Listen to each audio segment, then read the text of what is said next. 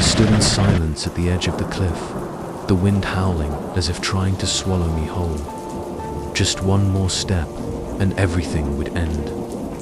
In my tear-blurred eyes, there was nothing left but pain and death calling my name. If someone had reached out to hold me then, maybe my life would have turned out differently. He appeared as if walking out of the storm, calm eyes and a warm hand that tightly grasped my trembling one. "Why didn't you just let me die?" I sobbed. "Because no one deserves to die alone in despair," he replied, his voice low and steady. We took shelter under a small rocky ledge. I huddled inside the cloak he had wrapped around me, eyes fixed on the flickering fire, my heart still cold and empty. When I told him how my family had perished in flames during the war, he gently placed a hand on my shoulder. "You're still alive. That means fate hasn't let go of you yet." The next morning, he asked me to join him on a journey to find the sacred spring, a place said to heal all wounds. "If such a place really exists, I want to try," I whispered, a faint glimmer of hope in my eyes. Default text in a desolate canyon, we were ambushed.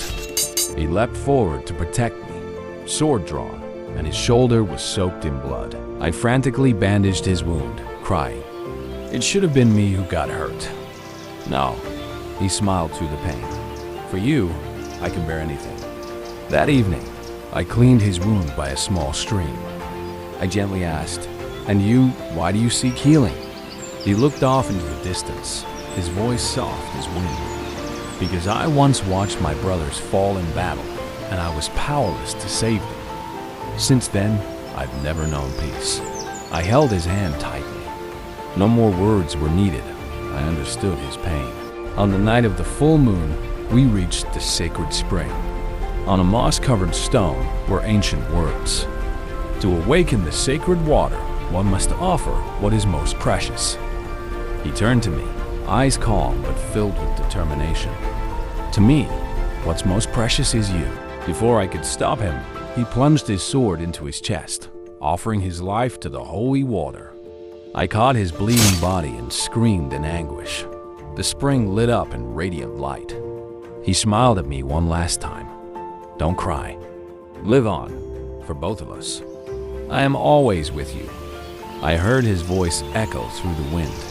Some wounds never disappear, but through love, we learn to live with them and heal. Thank you for staying with me until the end. May your soul always find peace. If you want this version adapted into a subtitle script, voiceover script, or video narration with emotional pacing, just let me know.